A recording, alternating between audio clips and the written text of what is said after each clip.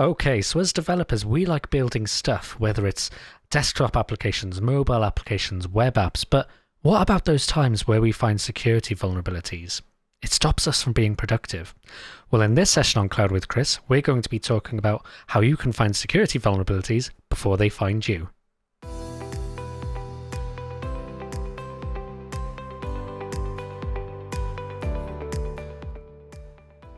Hello there, welcome back to another episode of Cloud with Chris. You're with me, Chris Reddington, and here we talk about all things cloud. Now, thanks folks for joining. As we mentioned, we got a bit of an interesting discussion here today, one that's very relevant. I've often talked about things like DevSecOps on the channel and thinking about these terms we hear in the industry these days, shifting left and bringing security and all these other things into your various checks and balances as you go through. But let's be real here, none of us ever want to find any security vulnerabilities in the things that we build. Sod's law, at some point it's going to happen.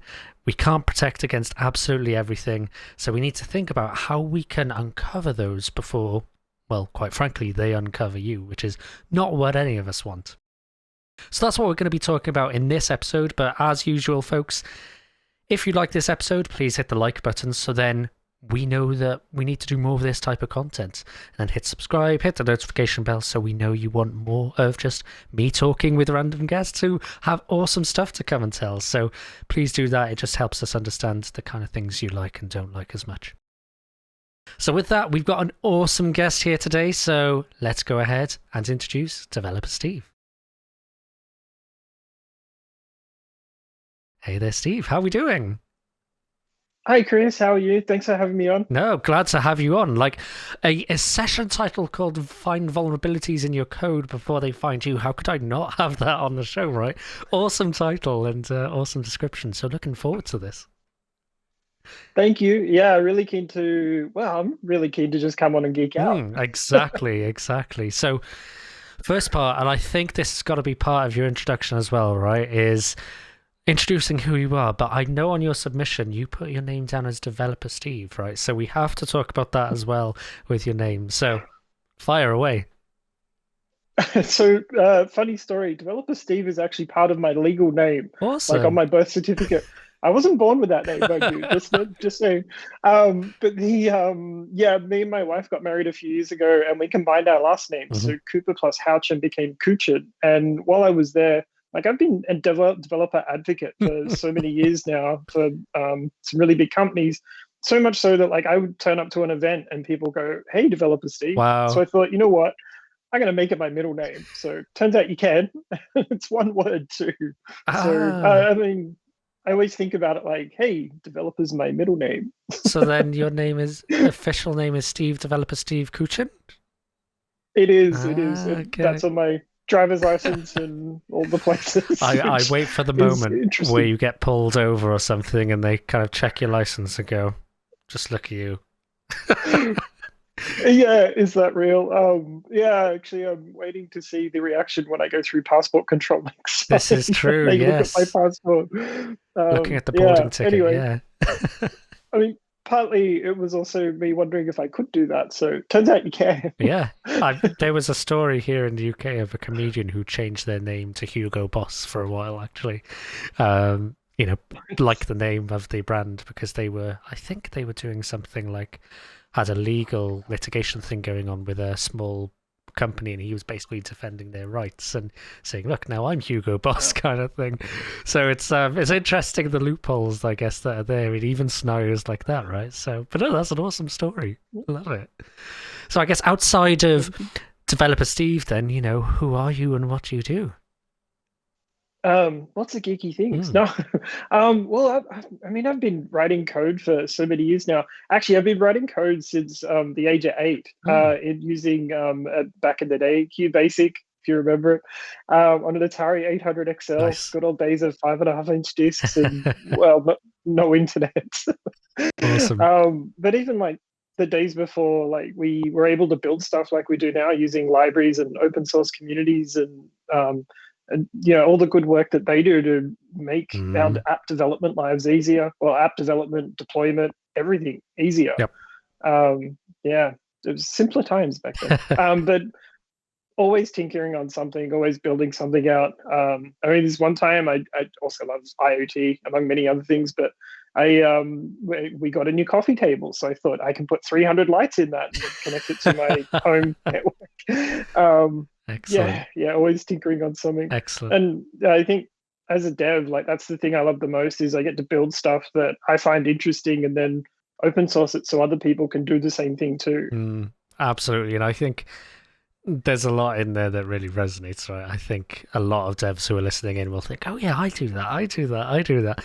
And that's the thing, we are just makers, aren't we? We just like to geek out, make things. Like a lot of the time on the weekends, my hobbies will either be video games, doing something out with my girlfriend, like going out for dinner or whatever, or sat at my desk probably making something. And, she kind of looks at me sometimes like, are you working? And I'm like, no, this is all for fun. Like all this code and stuff you see on screen, this is for fun. This is my stuff. And gives me this strange look of like, okay, I believe you. We've all been actually one of the weirdest things I think I've tinkered with in the last few years, and this still hurts my head as an IoT lover of IoT, is you can 3D print Wi-Fi devices that can create Wi-Fi with no electronics or batteries at all. So really, wow. Yeah, it breaks the universe. It seriously does. They use a passive Wi-Fi and a conductive plastic woven into the print so that it sends like a Wi-Fi bleep out based on some binary gearing. Interesting. Yeah, they're really weird. Interesting. It's a whole other world of things.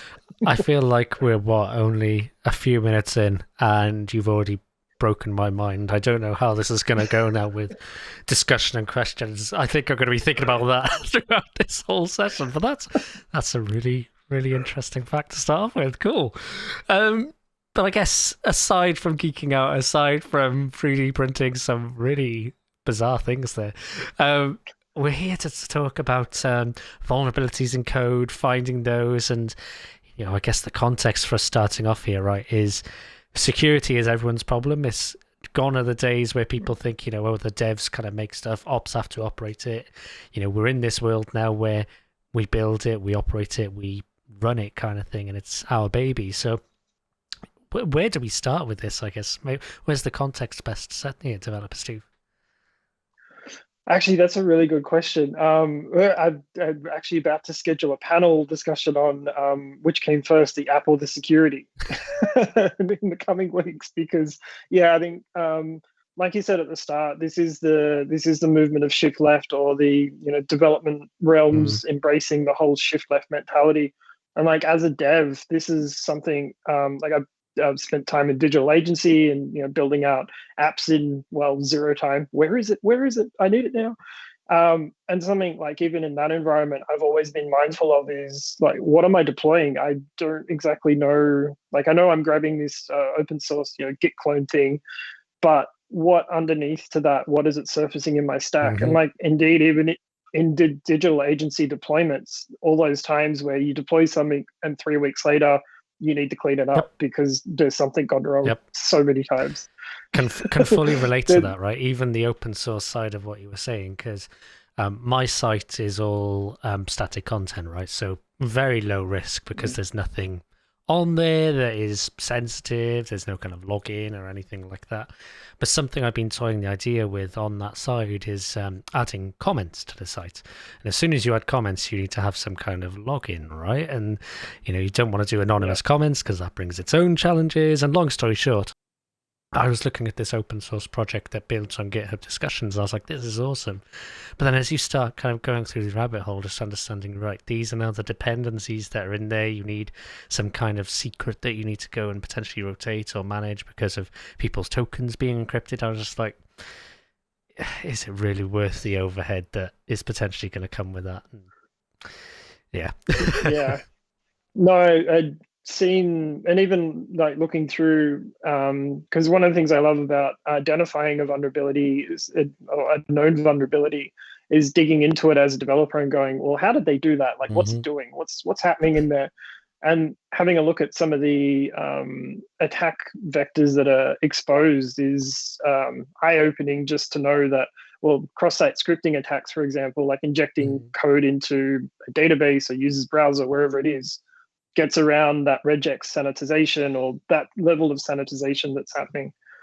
So yeah, knowing, and I think as a dev, like fundamentally knowing at the code level what is going on means I can take steps to mitigate that. I can, put some blockers in place. I can release a patch, or I can contribute back to the community, which I always recommend. Absolutely. To get that fixed. And that's a really important point before we kind of talk about any of these security things, right? Is I think sometimes when people talk about security, there's almost this nervous tingling sensation that goes up people's spine. It's like, oh, security, oh, this makes me uncomfortable. Have I put everything I need to put into that project? And especially in the open source world, right, it's not grey or ambiguous, but there's always this uncertainty, right? But as you said there, I think it's important that it's not finger pointing or blame or anything in the discussion that we'll have here at all, or trying to place that on anyone, but everyone can kind of look at that. If you spot something in that code, why not contribute the fix if you know what that fix could be? Open source is the world where we can do that, right, and really help out. So I think that's a good message for us to start with for everyone listening in. Yeah, I always encourage, and that whole contribute back, because as an industry, that's why we're all here, because everyone's built off the work someone else has done, and just keep adding, which is built out. And we see such exponential growth in ecosystems now just from that. And like, I mean, this is why one of the reasons why I'm a dev is I just love that whole community spirit. And funnily enough, just last night I wrote it, but I was just publishing it this morning, and so it's on its way out.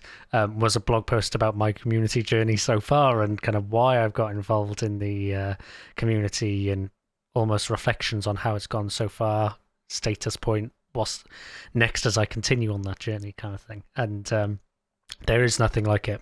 Agreed. So I know then in the intro that you, not intro, but I guess the session blurb description that you were sent across before, you mentioned that there was some specific research that you did in PHP as well, and PHP was actually the first, scripting language, however you want to call it, that I started working with quite many years ago now. Actually, you mentioned about the Atari. PHP was mine, and building some sci-fi kind of games with PHP as well on the web was good fun. And it does have a bit of a rep sometimes, doesn't it, for being insecure? So let's talk a bit about the research. Yeah, would love to.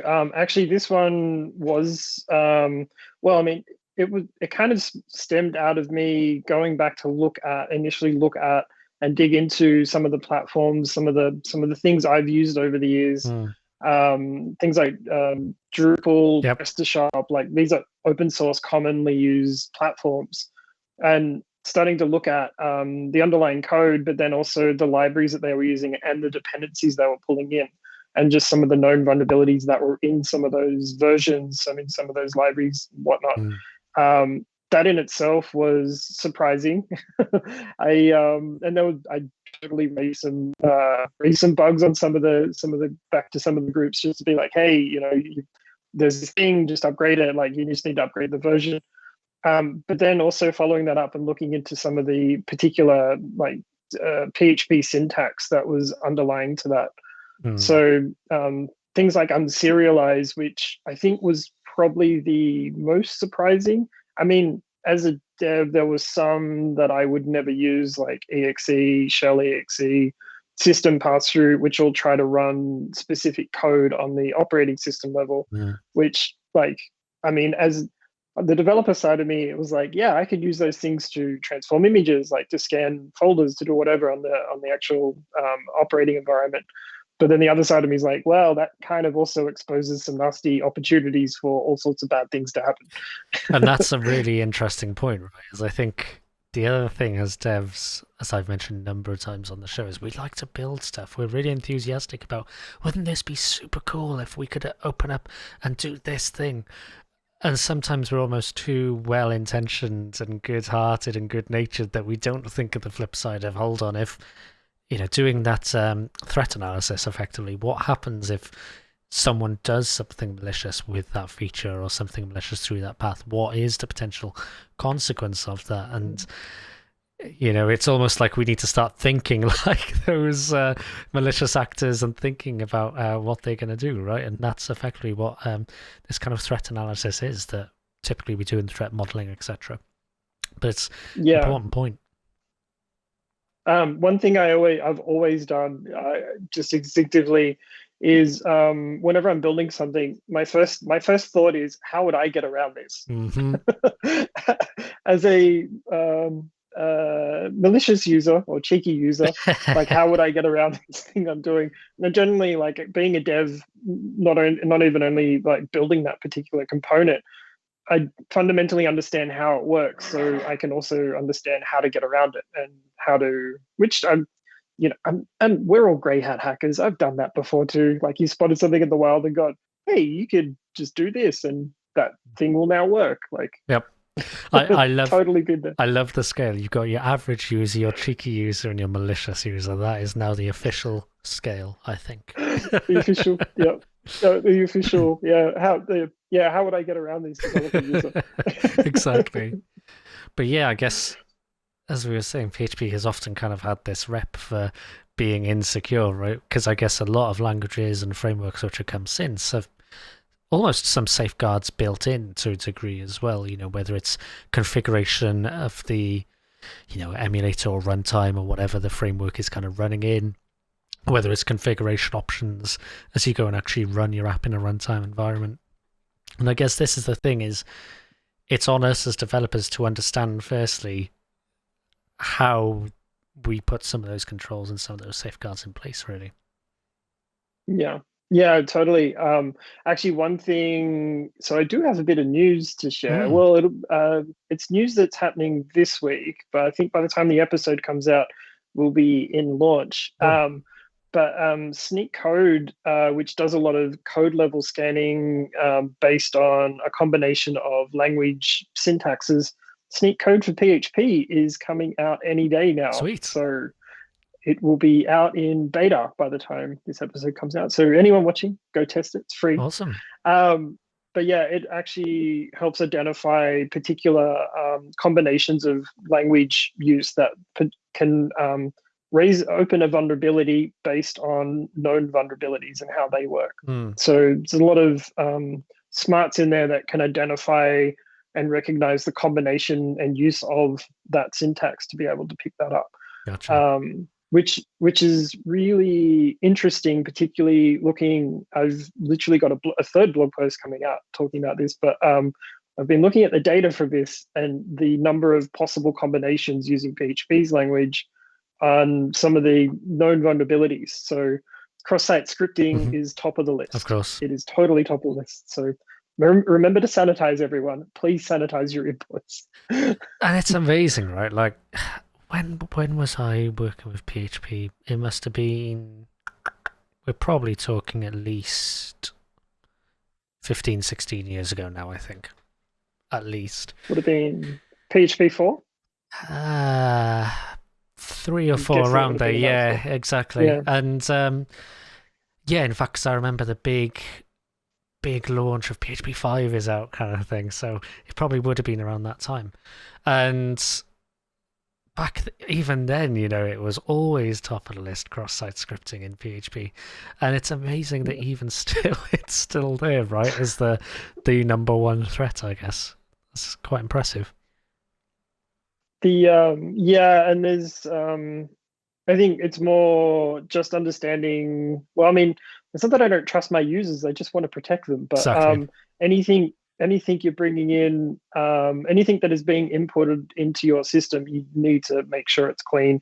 And generally, like, as a dev building out apps, I'll assume it's dirty until I've managed to handle it as best as I can anyway. Yeah, and it's a super, super valid point. Like, I kind of blasé said earlier about my own site, like there's nothing really sensitive on there to be exposed, etc. But even so, I've still taken the safeguards of putting in some of the, my mind has gone blank right now, but some of the protections anyway for end users about what other scripts, external scripts, can be launched in. For example, what hashes are used so that we're sure that it's the scripts that have been embedded in the site pages, for example, that people aren't going to start using your accelerometer or your webcam or anything like that, because there may just be a dependency that's somewhere in that dependency chain that gets a vulnerability and allows someone in to do that. And again, I don't want that. I want to try and protect my users as much as I can, right? And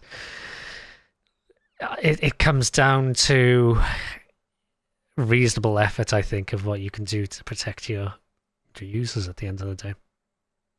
Yeah. Or also, I mean, on that note too, protecting your infrastructure, because I mean, the last thing you want is anyone mining Doge on your on your infrastructure. This is true. You get that big bill at the end of the month, and I've been there. Well, not the Doge part, but the infrastructure part. Yeah. Yeah.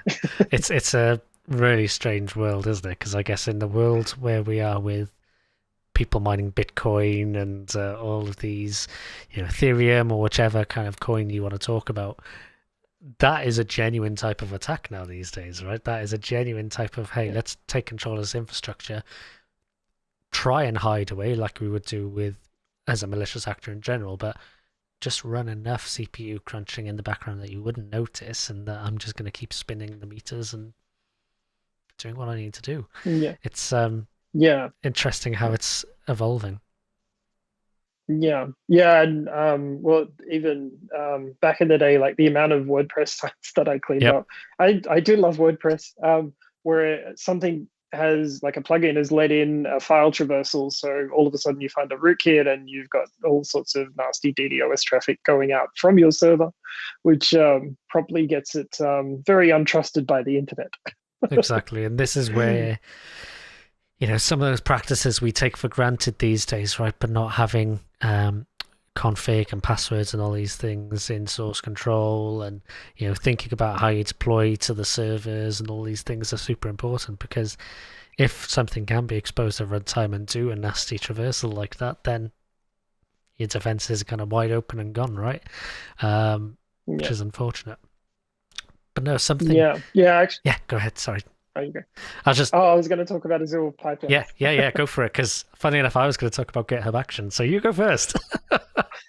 Same wavelength. I was going to say, and that's one of the things I love, like with the CI/CD is, I mean, I'm not a lazy dev, but I'm an automated dev, and you can put those nice checks and balances for deployment in there with things like Azure pipelines, so that, well, my code doesn't go anywhere if a certain thing gets triggered with those gate steps. So exactly, I'm big fan of that. And that's the whole, for anyone again who's not in the DevOps world or is kind of new to the DevOps world, this concept of shifting left absolutely includes that. And it's the idea that if you think about I need to go backwards because I'm reverse camera. If you go from left to right and think about, your development, your test, your QA, your prod, etc., in the traditional mindset, people think about, we're getting to QA. This is where we really now need to go and do some testing. But really, you need to be doing as much of that up front as you can in those development stages, because if you can, you're letting fewer bugs go into that later cycle, so end customers get less impacted and more value, which was good. The longer you let them go on, the harder they are to find, meaning the higher cost they are to fix. But ultimately, you haven't got a quality gate as you kind of go through. I'm getting confused between my left and right here. You haven't got this quality gate before you go in from the development stage onwards. So how do you know you haven't broken the build? How do you know you haven't let a massive vulnerability in? How do you know any of that? And without shifting left and bringing those checks in, you really don't. And what I was going to talk about, just to jump on the back of the pipeline side, I was just looking at the Snyk GitHub Actions actually, and just taking a look at that. And one of the things I love, I'm a big GitHub nerd here, so I've called it out on the channel many times, but is how it integrates with GitHub's code scanning, for example. And that is a big part, right, of helping people understand, hey, here are where those vulnerabilities are in your code. Maybe you want to go and check those out. So that was something I thought was awesome. Yeah. And also we can integrate into the pipeline as well. So you can actually have a security gate sort of set up in that. And then like command line IDEs, we're pretty much integrated into, well, all the places really. Yeah. I happen to use all of them, but I mean, that's no surprise. But yeah, I think it's important to just know like what you're deploying, what your code is doing. Totally put those test scripts in place, because like it will run on your environment fine, but you want to make sure it runs everywhere else as well. But then also like another part of that too is particularly with containerization, like Docker, for example, if you're deploying into Dockerized environments, is to scan those base images and know what's in that, because a lot of these open source libraries are basically deployed as part of those. So, and consistently, like we find that the top 10 Docker images always carry vulnerabilities with them as well. So, I mean, keep that code clean, but also keep the environments that you're deploying your clean code on, keep those clean too. It's funny, just as you said containerization, I think we're mind melding, because we've talked about like, hey, we can do this here, and in my mind I was like, okay, maybe let's talk about containers in a second. You went there and I was like, okay, fine, we're done with that. So I guess then, from what I understand, and a bit of education, I guess, for anyone listening in, Snyk is more about the code scanning and code vulnerability checking, I guess. So on the container side, is there anything there, or would it be other kind of tools typically? For the base images, I guess, I mean. Yeah, we can scan the configuration, like the base image itself, plus also the configuration files. Literally, I did a talk at Drupal Camp Colorado, shout out, on Monday. Nice. It was Monday 2 a.m. my time, so it feels like Sunday, but it was Monday. Hello from the future. This is what you get for being a GMT plus 10. And one of the things I actually found interesting with that is like there's a Drupal based Docker image, and so I picked that up and like scanned it, and there was not only configuration issues, but a few vulnerabilities in some of the libraries being pulled in with that as well, which I promptly told their security team about. It was like, hey, fix these things. You've got root access open. Wow. So yeah, just taking that second to have a look at what's in there and understanding it a little bit more, it's totally fundamental. Yeah, and I think hearing you say that might be reassuring for some people listening in here, thinking, oh wow, I've heard of Drupal or I've heard of this project, and actually knowing that they're just as human as any of us, right, in the development work that we do, and that they are prone to the same kind of vulnerabilities, etc., and have to have those same discussions, is in a strange way probably reassuring for people. So bad to hear, but also good to hear, I guess. Actually, shout out to the Drupal team. Like, they're usually very, very quick, very responsive to getting this stuff patched, getting this stuff fixed up. And like, all communities are amazing, but that community in particular, like, big shout out to them, because they're always doing like Drupal sprints together and like fixing this sort of stuff and adding stuff together. So again, I love open source communities. They're great. Yeah, and what you mentioned there, right, about that community in particular, I think that's a great way for anyone to think about issues like this. Is, as we've kind of alluded to as we've gone through, it's not a case, unfortunately, of if something like this is going to happen. Unfortunately, it's probably going to be a case of when, because you cannot protect against anything. Because even if today, we were collaborating on a project and we've looked at it, assessed it, and gone, right, yeah, that's iron tight now, we've got it protected against everything.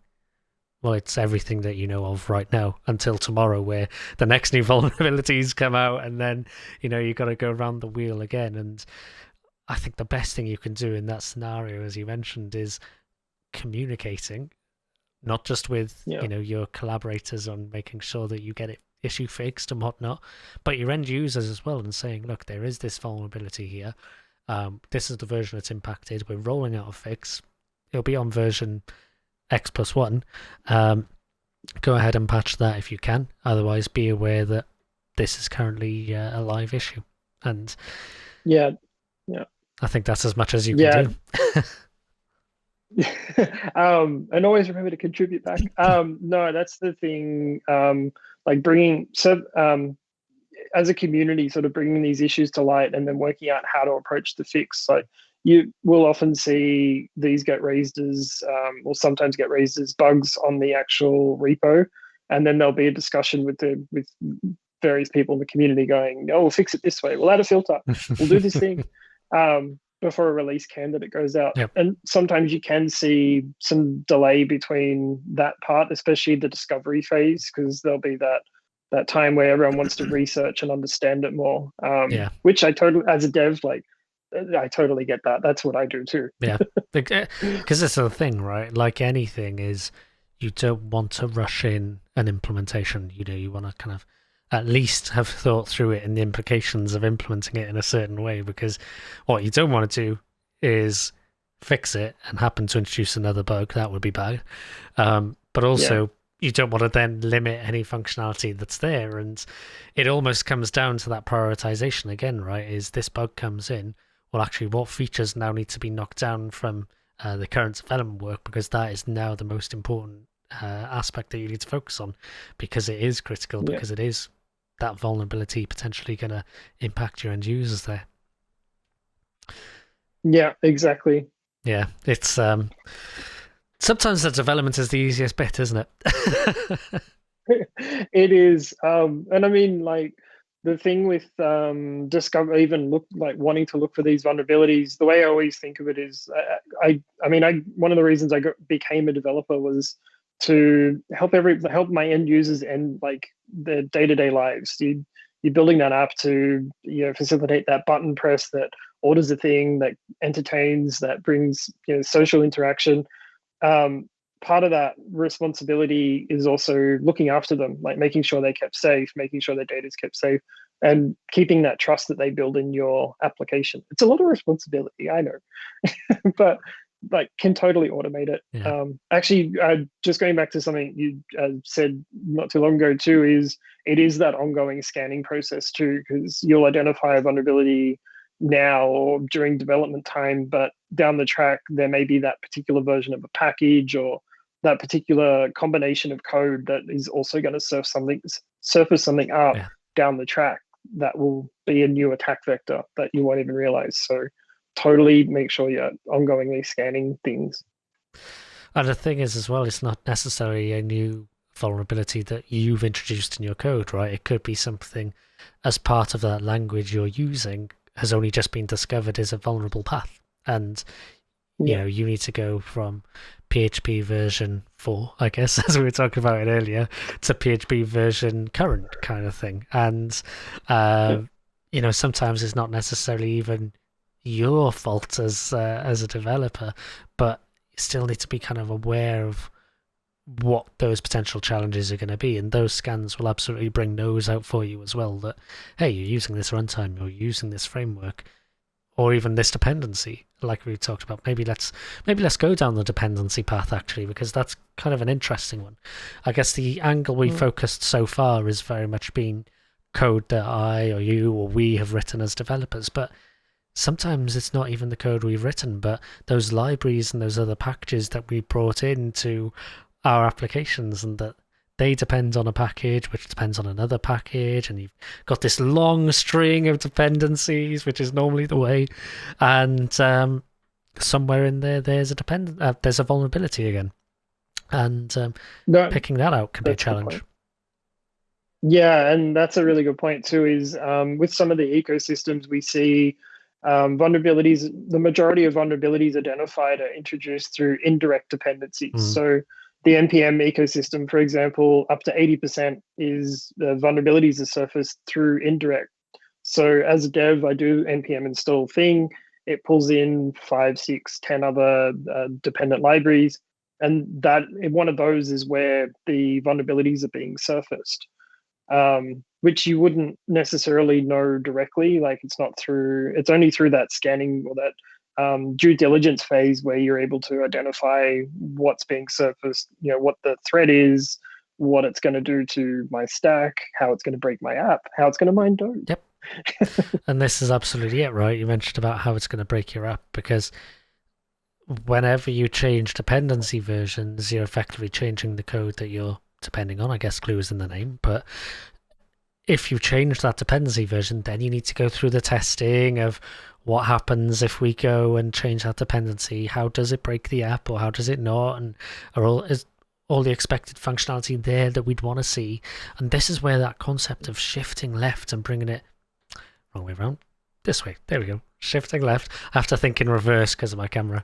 But shifting left and bringing that back into that development cycle and that automated stage is super helpful, because then you've got all those checks automated and you can either go, oh yeah, look, we've upgraded from version 1 to 1.01 of this dependency and all our tests pass. That security error is gone now. Sweet, let's go and ship it. And when you start getting to that level of maturity where you have that as part of your cadence and your checks, you find your development speed, your velocity, however you want to call it, different terms, really starts to accelerate. Yeah, and it will save. I mean, the more costly, and not only in time and money and effort, but much more costly after the fact, trying to clean up, identify, notify. Once something's deployed, like, you want to catch it before it goes out the door, before they find you. Exactly, because the difference there, right, is you've made some changes. And if you're doing the proper way of doing things, continuous integration, you're not shipping one big change at once. You're doing lots of little changes and checking those each individually. You know in which haystack the needle has changed, and you can go, okay, that change clearly, made something go wrong here. Let's just go and investigate that, explore that. The rest of those changes, you carry on by into production. You're all fine. You're all good. But no. We've got to understand what's going on here a bit more. Whereas if it was in production, where do you even start looking? You then get into the realm of testing in production if you can't replicate that error, and it's a very difficult place to be in. Very click. Yeah. You don't want to be on the other end of that stack unpicking things, because I mean, as devs, we don't do anything in production, right? I'll never say never. No, I'm sure. We've all been there. Exactly. I'm sure we've all been there. And it's one of those lines, right? Just because you can doesn't mean you should, I guess. Is probably. Wait, I have it. Yeah. I have a scene for this in my fancy camera setup. There we go. Exactly. This is what happens when you develop in production, probably. But just because you can doesn't mean you should. And, I think there is a good mindset of testing in production with the kind of DevOps mantra, but that's not a replacement for all the things we've talked about with shifting left and all of these kind of things. So, again, just in case anyone's new to some of these DevOps concepts, trying to pull these out for you folks here. So, something that intrigues me, I guess, let's go back to all the way back to kind of the PHP discussion, and we talked about, the cross-site scripting and the lack of sanitization as the number one piece. But I know in your description that you sent across, there were actually a few that you were surprised at as well. So I'm curious what else appeared on the list as well that may have surprised you there. So actually, there's a few I can talk about. This one in particular, I mean, I already knew kind of unserialized or serialization in particular across a multiple languages is a problem. Mm-hmm. So this is the serialization of a data structure for reuse later on inside the application. So you serialize something, then you unserialize it and use a particular element from it. PHP in particular, its unserialized function, which is, well, it's actually grammatically incorrect, but anyway, we won't get into that. Unserialized in particular PHP. Deserialized would be kind of anyway. The nicer way to do something, or the same type of thing, is using sort of a JSON. So JSON encode, JSON decode. Unserialized, notoriously bad in PHP because it basically means an attacker can potentially load in a function which can execute. So like a remote code execution. Now, unserialized is kind of it's so bad that the core development team 3 years ago, there was an internal, because all their stuff's in the open, all their internal comms are in the open.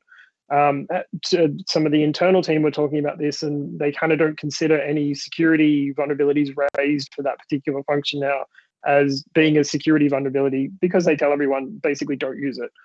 But it's also important to note it's still in PHP 8, which is the current version, which is the latest version. Yeah. So anyway, please don't use it, anyone. Yeah. Please. I guess that's challenging, right? It's kind of giving you, it's almost a bit of reverse psychology, isn't it? Is there's the tool, don't use that tool. Don't push that button. What's that button? Exactly. That's the first thing you want to do, isn't it? But yeah, understand that one. Understand. The safer option is to use JSON encode decode, because you can't. You probably can. I don't want to say you can't, because anything's possible in the realm of things. But it's a lot harder to store an executable function that's going to get reused outside. Exactly, because you're converting it to a string object at that point, right? It's getting encoded as that and then decoded back as a string. I guess there is always a way, right? And I guess if you then go and execute that, whatever's in that JSON payload, this would be a very strange use case, but if you were passing around, executables as strings for some reason, I don't know why you would, but maybe there's a reason. I was trying to think of that one as well. I don't recommend it. No, because again, you're just in the same scenario that would have been with unserialized, right? So, yeah, interesting. You could almost say that function is a serial offender. I have loads of tech jokes, just a fair warning. I love really good puns as well and play on words, so I appreciate that one. Oh, actually, well, I have a developer joke for you. Okay. Well, actually, this is a security joke, but why did the vulnerability get tired? Because it ransomware. It's open source, so feel free to use it. There we go. You heard it here. I was going to say you heard it here first, but no, it's committed to a GitHub repository somewhere. It's out in the wild. It's open sourced. Oh, excellent. Excellent. So I guess then, well, we've been talking for, I guess, about 40 minutes or so here now, DeveloperSteve. Is there anything kind of top of mind maybe we should kind of adjust the conversation and go towards, the areas where we haven't quite uncovered what we wanted to tell as part of this story, I guess? I think this is a good question. Oh, my mind went everywhere just then to all the geeky places. I think the thing I sort of wanted to get it across to all the developers out there, well, not even all the devs, just anyone using tech, is just do the due diligence, know what you're using, know what you're deploying onto, know your tech, know the components. In particular, not even that initial scan, make sure you're ongoingly scanning for vulnerabilities as they surface. Again, you build, deploy, you run these apps to help end users. We need to protect them. We need to look after them, look after their data, look after their journey. Oh, and remember, more important to all that, contribute back to open source. Absolutely. And maybe one final thing I'll leave us with as well is, I guess we've kept using the word dev, but actually we're getting into this world. I've certainly been having more discussions about it, where what people think of traditionally as a developer, sure, is a type of developer, but actually there's more than just those types of developers now. You've got ops people who are doing infrastructure as code. You've got data scientists who are writing their notebooks and whatnot and all these things. So, you've got a lot of people who are not a traditional developer by what we would stereotype a developer as, I guess, within the industry. But I guess it's important that everything we've talked about here, if we're talking about code and we're talking about executing something, same principles probably apply somewhere along the way. It may be nuances and differences. Like, I know when I was looking at the Snyk GitHub Actions, there's one for infrastructure as code, right? There's various other ones in there as well. But if you're more on the traditional ops side of the house, and you are now a DevOps engineer and you're writing code as well, absolutely applies to you. Actually, that's a good point with the data science. I keep an eye on all the new vulns coming out daily, like all the new known vulns. It's my new geeky thing. Um, one of the things I saw interestingly come up about 6 weeks ago now was TensorFlow. Mm, Like TensorFlow Core had pretty much every known vulnerability type appear in it. wow. And so one of the things we're looking to do, like as a demo, as like an education piece, was around handwriting injection. Mm. So if I had a machine learning process running, knowing how this vulnerability works, could I inject into a machine learning process using handwriting recognition, Oh, or even through chatbot interface as well? So that's interesting. and again, I always build this stuff out like using a lot of this tech, like always looking at it like, how would I break this? How would I get around this? Plus, I mean, that would just make a fun demo. Yeah, but as we started talking about the data science route, I was thinking, right, what is your entry point as a malicious actor? And you're right, it is that handwritten text that you're going ahead and evaluating. I guess it is the bot that you're interacting with. It is those interfaces, and yeah, I guess if traditionally it hasn't gone ahead and protected against those because it's a low risk, which unsurprising given the nature of the type of code and the type of work it's doing. Yeah. So it's really interesting, really fascinating, actually. Well, yeah, and I think the interesting there's actually there's probably a whole other episode, but Mm. there was some interesting meetups I've been to through the Asia Pacific region recently, where they were talking about the OWASP groups were talking about using AI as a red team, so an attack basically, Mm. or from the blue team side using it to defend Mm. from red team. And I think that in itself surfaces interesting questions, particularly on the back of that TensorFlow vulnerabilities appearing, because you could potentially use that to convince itself to attack itself. Maybe, Mm. I don't know. We're getting too meta now. But it's a really interesting point, though, right? I think when you look at something like GitHub Copilot, which has recently come out and is very much about AI stroke machine learning infused writing code, right? What you're talking about Yeah. there is AI machine learning infused red team, blue team, and protection scenarios, and how you protect or offend and find those vulnerabilities. And it's a really, really interesting idea, and definitely one I'd love to talk about on another episode. Actually, I think that would be a really, really fascinating topic. So you've got an invite back. There we go. Yay. That's actually a whole interesting one, Yeah. because I did see some tweets around that tool that was released, that coding tool, where you can literally ask it to share secrets, and it will. I don't know whether that's been fixed, and I haven't tried it, but I did see some people talking about it. Well, actually, a few people talking about Mm. it. Oh, with Copilot, you mean? Anyway, Yeah. Yeah. yeah, Yeah. yeah. It would. Yeah, it was literally, it can't keep a secret. I think I was writing. Oh, well, I was testing it out anyway. I was writing some kind of code in Copilot, and yeah, I did manage to uncover. I think it was a storage account key, and the first thing I did was just check. Hold on, is this still active or not? And it wasn't active, which was good. But I think that's the challenge that we have, right, with these types of technologies, because sometimes people think machine learning and artificial intelligence, etc., is magic. And to a degree, sure, there is an element of magic to it, but what it's all based on is some kind of existing data. And for something like Copilot, the existing data is, guess what? Existing code, which has got everyone's vulnerabilities and everyone who has gone and, put things in there that don't conform to good practices. Guess what?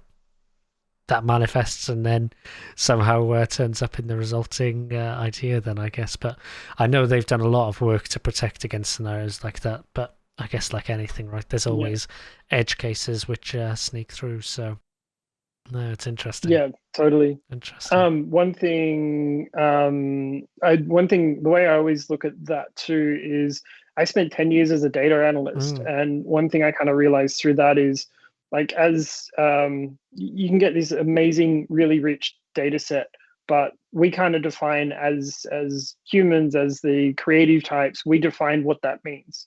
So I take the data out and then I aggregate it in a particular way, and I can say, hey, look, this means that.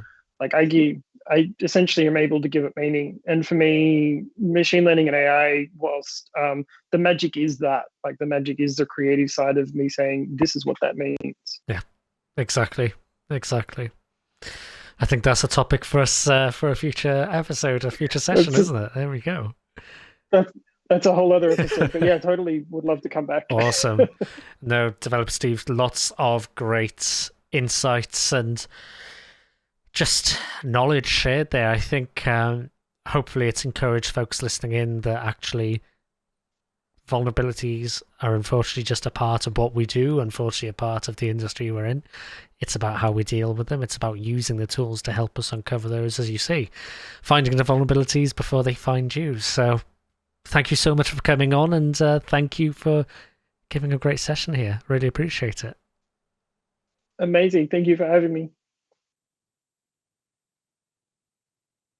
So there we go, folks. We have been learning all about vulnerabilities, particularly talking around PHP and some of the examples from Developer Steve's research there, looking then into more broadly how you can start protecting against some of those and some of the things you should consider. Of course, DevOps has made its way into the discussion as normal on the channel, but you know, it's something that absolutely, if you're going along and developing, building stuff, it's something you want to consider. How you automate, how you shift left, and bring those checks and balances earlier on into your life cycle.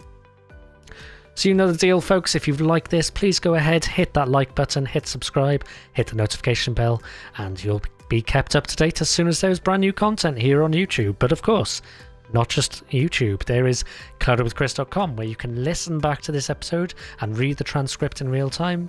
Or if you've got Apple Podcasts, Google Podcasts, or Spotify, you can listen to it there as well. So thank you again for tuning in, folks. Stay safe, stay healthy, and until the next one, bye for now.